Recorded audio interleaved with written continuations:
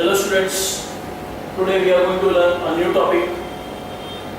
वो टॉपिक का नाम है बिल्स ऑफ एक्सचेंज. ओके, जैसे बिल. ओके, एक्सचेंज मतलब बाइंग एंड सेलिंग, जैसे आप बोलते हो उसको एक्सचेंज, वैसे यहाँ पे भी एक्सचेंज का मीनिंग सेम है. Okay, so this you called as the bills of exchange.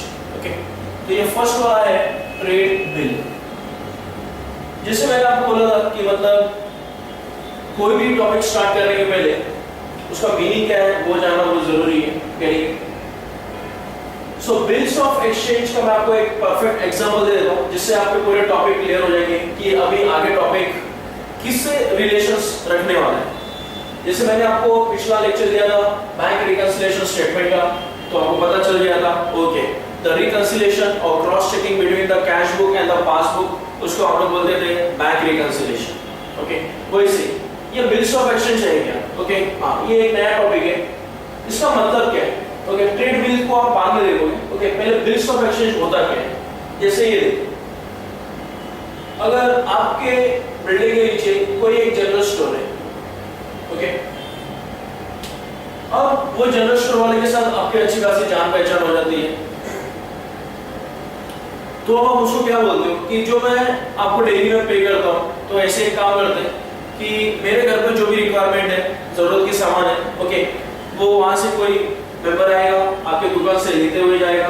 Clear? और उसका एक आप हिसाब बना लें. ओके, तो जनरल स्टोर वाला बोला ठीक है, प्रॉब्लम नहीं है. तो जनरल स्टोर वाला यहाँ पे हो जाता है आपके लिए सप्लायर.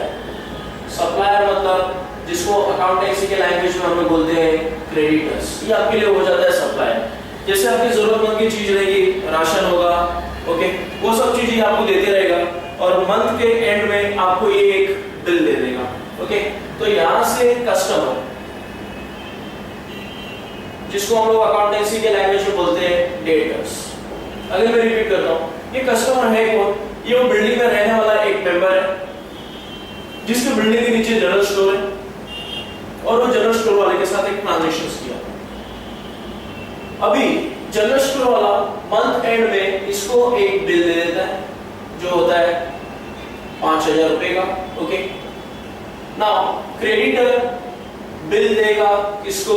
डेटर्स को. ओके, जैसे जो भी आपने सामान खरीदा था वो महीने में, एक मैंने एग्जांपल लिया कि तकरीबन वो महीने में आपने सामान लिया था कुछ उससे 5,000 रुपए का. ओके, तो जनरल स्टोर वाले ने आपको बिल बना के दे दिया 5,000 रुपीस का, और जनरल स्टोर वाला जो अपने लिए होता है सप्लायर और ये है कस्टमर. तो जनरल स्टोर वाला आपको बिल दे देगा. Again I M right. Okay, उस चीज को हम लोग बोलते हैं बिल्स ऑफ एक्सचेंज, क्योंकि जब वो आपको बिल देगा उसके बाद में आप अमाउंट को गो थ्रू करोगे और उसको आप फिर बाद में पेमेंट करोगे. Okay, this you called as the bills of exchange. मतलब ये उसके पास एक डॉक्यूमेंट हो जाता है कि मुझे सामने वाले से पैसा कितना लेना है. Getting clear? आज के टॉपिक में हम लोग यही पढ़ने वाले हैं, that is the bills of exchange.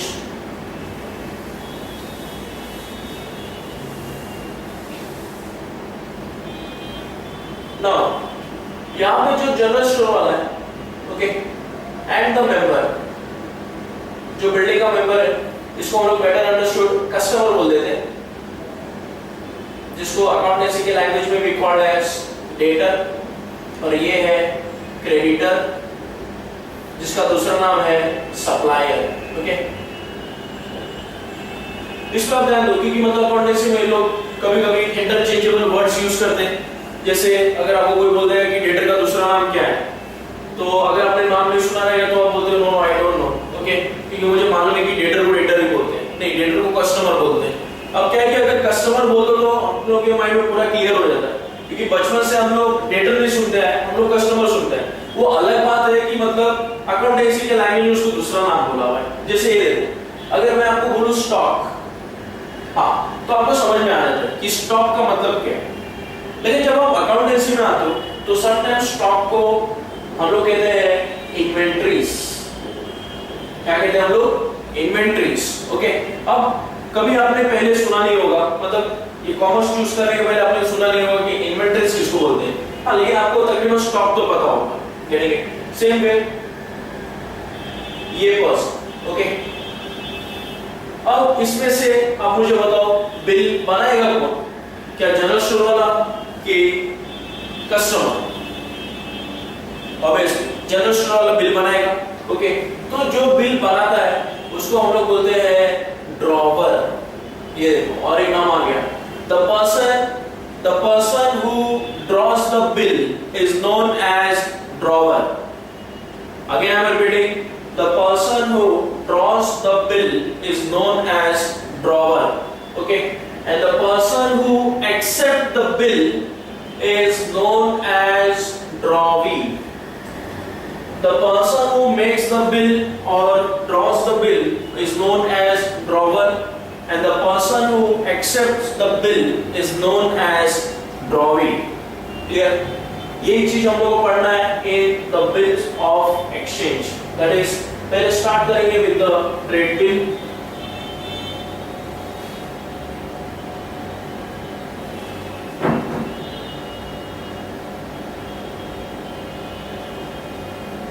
Okay, directly हम लोग देखते हैं कि फीचर्स क्या है, ट्रेड बिल के फीचर्स क्या है। ओके, देखो यहां से जो जनरल स्टोर वाले ने आपको बिल दिया हुआ है, क्या उसने मुंह ज़बानी बोला हुआ है कि आपको लिख के दिया हुआ है? यस, उसने आपको लिख के दिया हुआ है, क्योंकि मुंह ज़बानी अगर वो बोलेगा तो आपको लगेगा कि ये कुछ ज्यादा ही बोल रहा है, हो सकता है बिल उतना नहीं हुआ लेकिन ये ज्यादा बोल रहा है। हाँ, लेकिन अगर आप उसको बिल दे दो तो उसको समझ में आएगा, अच्छा ये सामान लेके गए थे, ओके तो 5000 का बिल हुआ है। Okay, therefore the bills of exchange must be in writing, वो राइटिंग में होना चाहिए एंड नॉट इन ओरल, वो ओरली नहीं होना चाहिए, it must be in writing.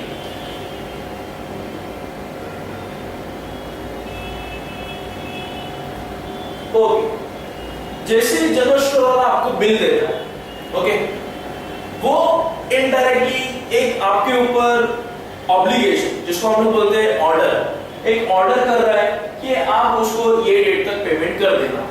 तो इसका सेकंड फीचर आ गया, it must contain an order. Clear? And it should be an unconditional order, it should be an unconditional order. अभी अगर ये आप रीड करोगे it should be an unconditional order, तो ये समझ में थोड़ा सा मुश्किल हो जाता है। अनकंडीशनल ऑर्डर मतलब जैसे जनरल स्टोर वाला अगर आपको 5000 का बिल देता है तो आपको ऐसे नहीं बोलता है कि अगर आपने ये 5000 का बिल नहीं भरा तो मैं आपके घर से कोई सामान ले लूंगा या मैं आपका ये सामान ले लूंगा, अगर आपने मेरा 5000 बिल नहीं भरा तो नहीं। So it has to be unconditional order, उसमें कंडीशंस नहीं होता है।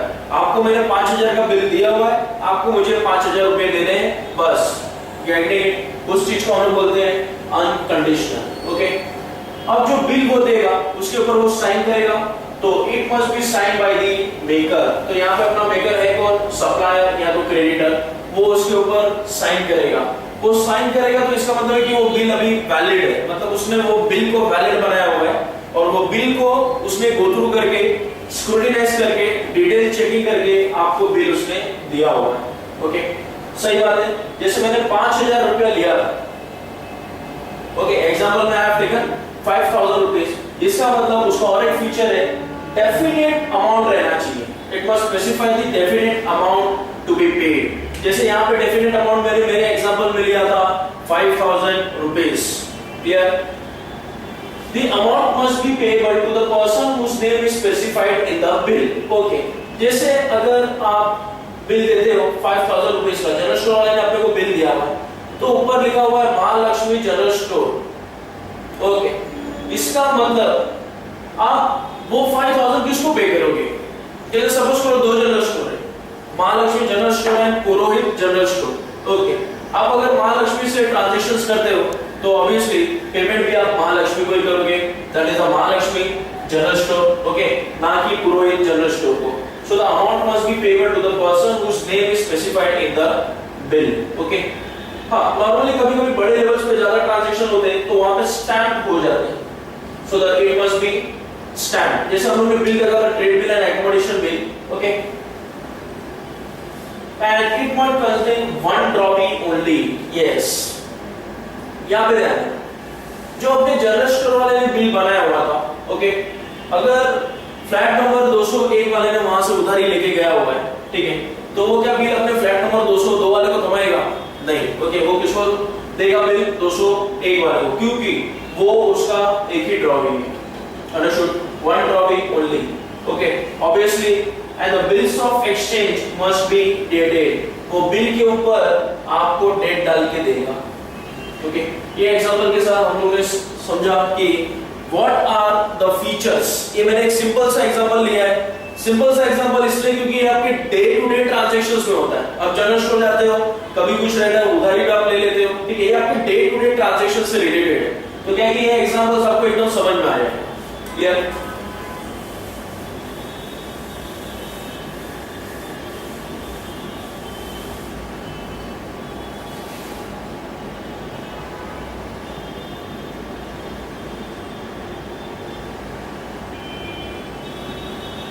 Okay.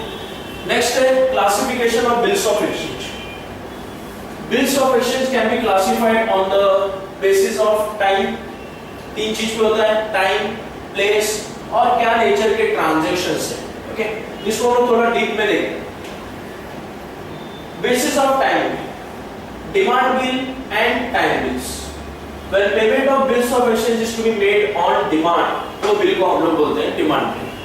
ऑब्वियसली अगर मैंने आपसे डिमांड किया हुआ है कि ये डेट में मुझे पेमेंट आ जाना चाहिए, इस चीज को हम लोग बोलते हैं demand bill, okay. Time bill, when payment of bills of exchange to be made after a particular date, particular period of time, the bill is termed as time bill। जैसे आपसे सामान लिया मैंने जनवरी में, उधारी पे, क्रेडिट पे, और इसको मैं भरने वाला हूं पैसा in the month of March, कभी in the month of March, तो वो जो मंथ ऑफ मार्च हो गया, मतलब आपने मुझे कुछ महीने का टाइम दिया हुआ है, इस चीज को हम लोग बोलते हैं टाइम बिल, ओके।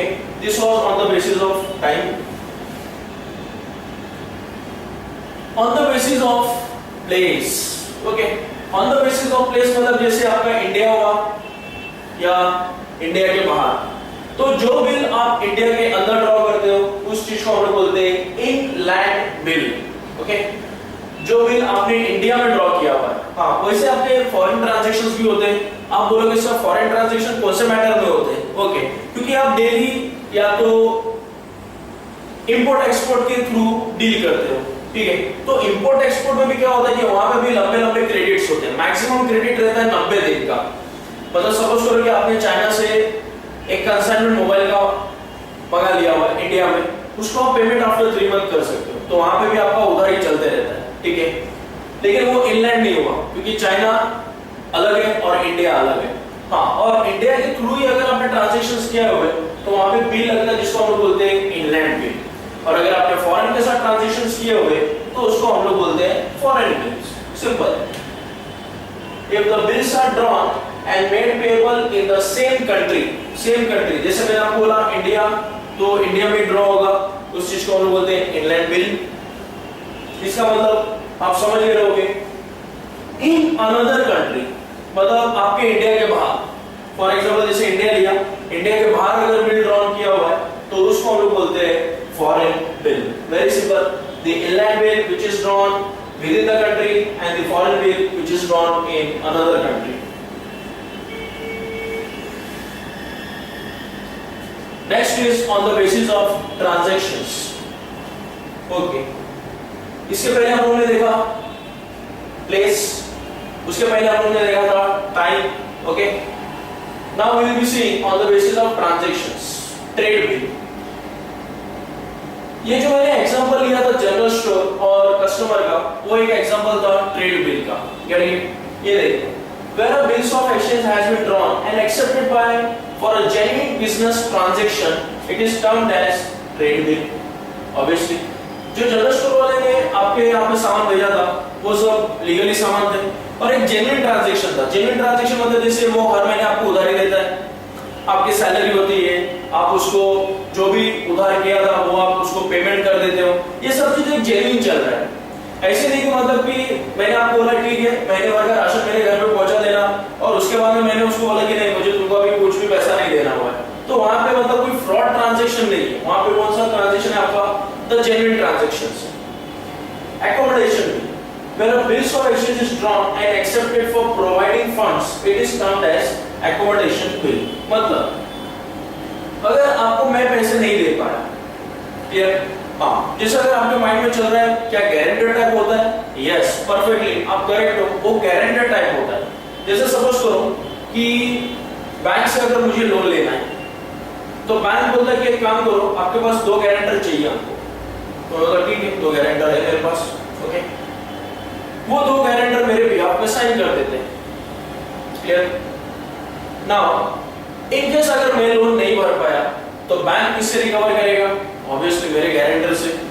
जिस ये ट्रांजैक्शंस को मैंने किया हुआ है इसको हम लोग बोलते हैं एक्कोमोडेशन। एक्कोमोडेशन मतलब हर एक चीज का एक बंदोबस्त करना, ठीक है, उस चीज को भी called as accommodation bills, clear? That was on the basis of transactions.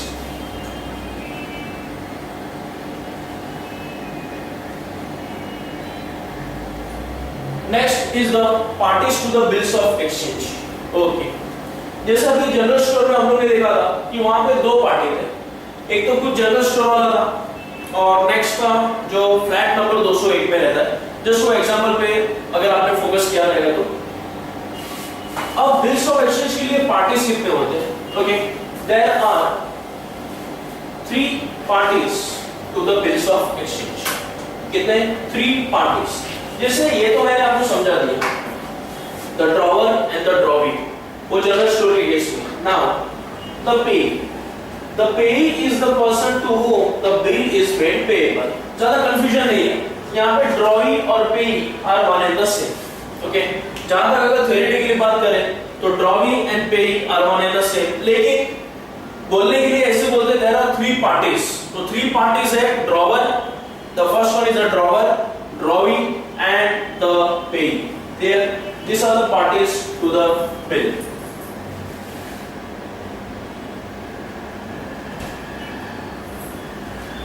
Okay, जो बिल आप देते हो उसका कुछ मैच्योरिटी डेट रहता है, जैसे कि हाँ यहाँ पे बिल्स को और थोड़ा सा हम लोग एक्सपांड कर देते हैं, जैसे चेक।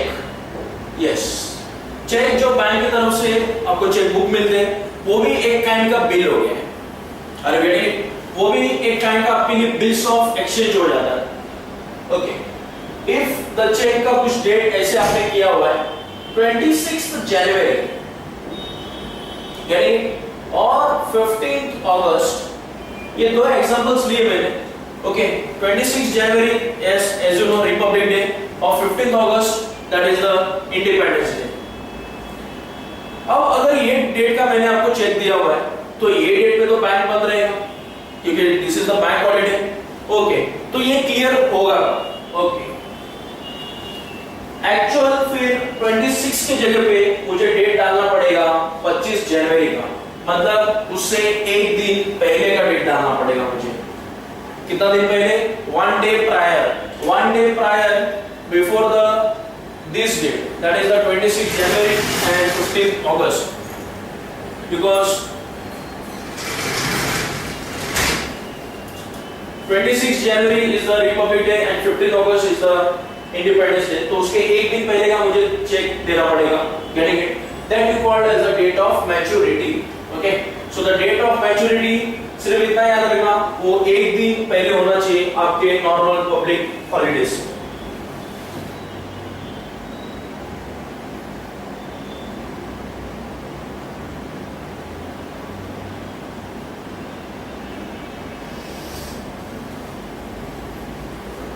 ये बिल्स बुक के फॉर्मेट्स हैं जो आपके बुक्स में अवेलेबल होंगे। ओके, हाँ, लेकिन ये फॉर्मेट आपको याद नहीं रखना है क्योंकि ये फॉर्मेट के बेसिस पे कोई क्वेश्चंस नहीं आने वाले। Are you getting? Okay, so don't waste your time in writing that format.